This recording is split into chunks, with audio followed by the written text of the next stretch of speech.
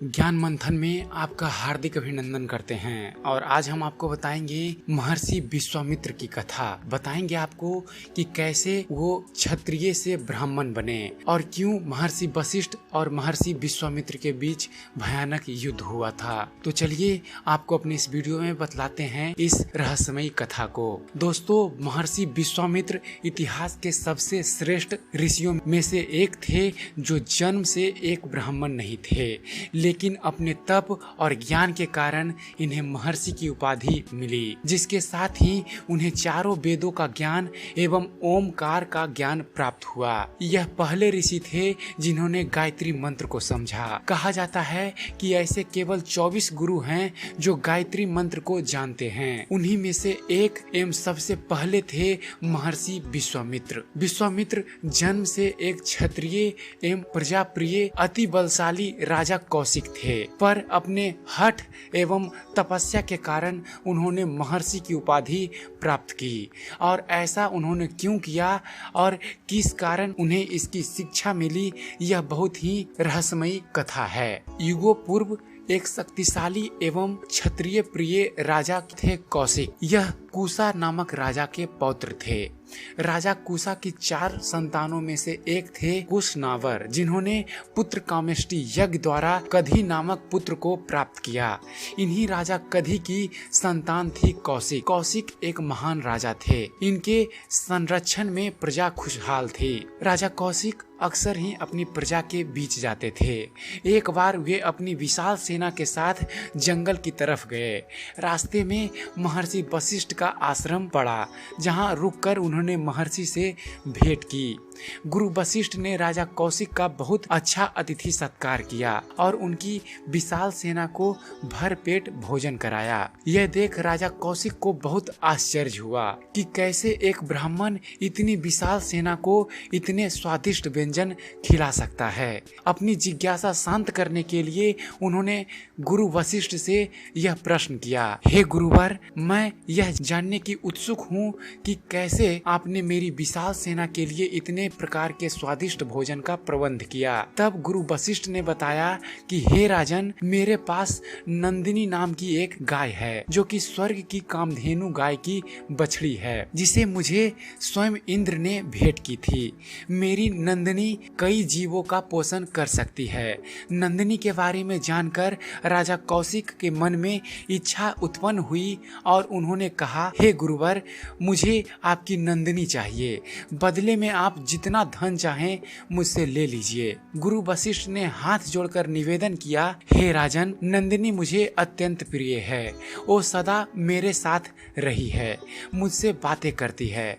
मैं अपनी नंदिनी का मोल नहीं लगा सकता। वो मेरे लिए अनमोल प्राण प्रिय है। राजा कौशिक इसे अपना अनादर समझते हैं और क्रोध में आकर सेना को आदेश देते हैं कि वो बल के जरिए नंदिनी को गुरु से छीन लें। आदेश पाते ही सैनिक नंदिनी को हाँकने का प्रयास करते हैं, लेकिन नंदिनी एक साधारण गाय नहीं थी। वो अपने पालक गुरु वशिष्ठ से आज्ञा लेकर अपनी योग माया की शक्ति से राजा की विशाल सेना को ध्वस्त कर देती है और राजा को बंदी बनाकर वशिष्ठ के सामने लाकर खड़ा कर देती है। राजा कौशिक अपनी सेना के नाश से क्रोधित हो गुरु वशिष्ठ पर आक्रमण करते हैं। गुरु वशिष्ठ क्रोधित हो जाते हैं और राजा के एक पुत्र को छोड़ सभी को श्राप देकर भस्म कर देते हैं। अपने पुत्र के इस अंत से दुखी राजा कौशिक अपने राजपाट अपने एक पुत्र को सौंप तपस्या के लिए हिमालय चले जाते हैं और हिमालय में कठिन तपस्या से वे भगवान शिव को प्रसन्न करते हैं। भगवान शिव प्रकट होकर राजा को वरदान मांगने को कहते हैं। तब राजा कौशिक शिव जी से सभी दिव्यास्त्र का ज्ञान मांगते हैं। शिव जी उन्हें सभी शस्त्रों से सुशोभित करते हैं। धनुर्विद्या का पूर्ण ज्ञान होने के बाद राजा कौशिक पुनः अपने पुत्रों की मृत्यु का बदला लेने के लिए वशिष्ठ पर आक्रमण करते हैं और दोनों तरफ से घमासान युद्ध शुरू हो जाता है।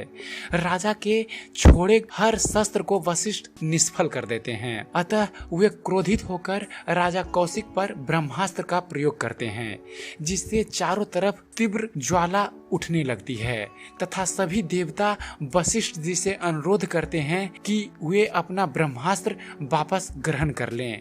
वे कौशिक से जीत चुके हैं, इसलिए वे पृथ्वी की इस ब्रह्मास्त्र से रक्षा करें। सभी के अनुरोध पर रक्षा के लिए वशिष्ठ शांत हो जाते हैं, ब्रह्मास्त्र वापस ले लेते हैं। वशिष्ठ से मिली हार के कारण राजा कौशिक के मन में बहुत गहरा आघात पहुंचता है। वे समझ जाते हैं कि एक क्षत्रिय की बाहरी ताकत किसी ब्राह्मण की योग की ताकत के आगे कुछ नहीं।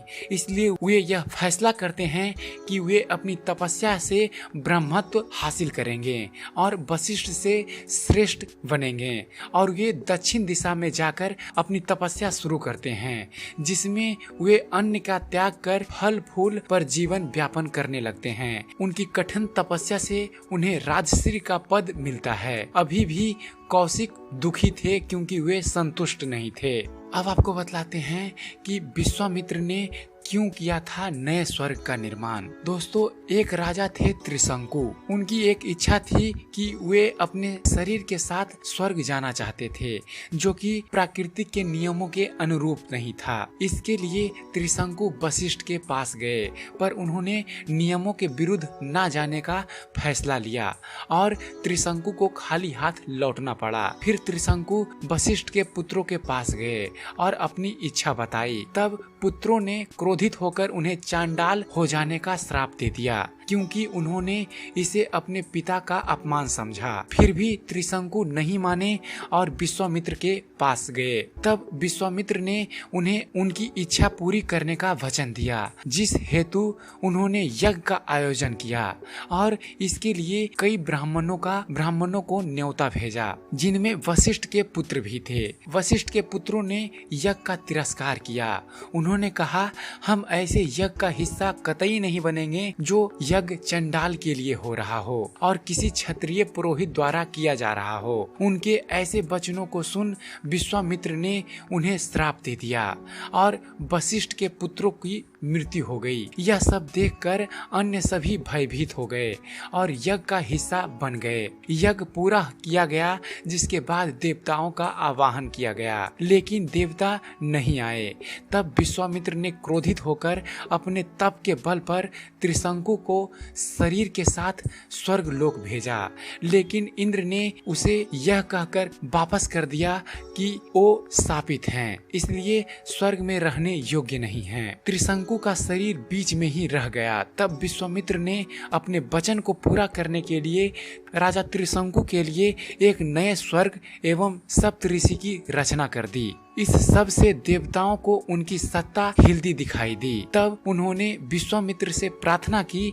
तब विश्वामित्र ने कहा कि मैंने अपना वचन पूरा करने के लिए यह सब किया है। अब से त्रिशंकु इसी नक्षत्र में रहेंगे और देवताओं की सत्ता को कोई हानि नहीं होगी। इस सब के बाद विश्वामित्र ने फिर से अपनी महर्षि बनने की इच्छा को पूरा करना चाहा और फिर से तपस्या में लग गए। उन्होंने कठिन से कठिन तप किए, श्वास रोककर तपस्या की। उनके शरीर का तेज सूर्य से भी ज्यादा प्रज्वलित होने लगा। उन्होंने अपने क्रोध पर भी विजय प्राप्त कर ली। तब जाकर ब्रह्मा जी ने उन्हें महर्षि का पद दिया और तब जाकर राजा कौशिक महर्षि विश्वामित्र बन गए और उन्होंने ब्रह्मा जी से ओम का ज्ञान भी प्राप्त किया और गायत्री मंत्र को भी जाना। उनके इस कठिन तप के बाद वशिष्ठ ने भी उन्हें आलिंग किया और ब्राह्मण के रूप में स्वीकार किया और तब जाकर इन्होंने राजा कौशिक से महर्षि विश्वामित्र का नाम प्राप्त किया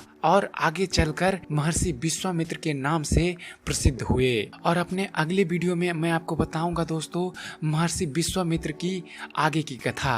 बताऊंगा आपको विश्व प्रसिद्ध महर्षि विश्वामित्र और स्वर्ग की अप्सरा मेनका की प्रेम की कहानी। कैसे हुआ था महर्षि विश्वामित्र और मेनका का प्रेम और कौन थी इनकी संतान। तो आशा करता हूँ महर्षि विश्वामित्र पर बनाया गया हमारा यह वीडियो आपको पसंद आया होगा। अगर जो आप ऐसे ही आध्यात्मिक जगत से जुड़े हुए वीडियो देखते रहना चाहते हैं तो हमारे चैनल को सब्सक्राइब करना ना भूलें। हमारे चैनल को सब्सक्राइब कीजिए और देखते रहिए, जानते रहिए। धन्यवाद।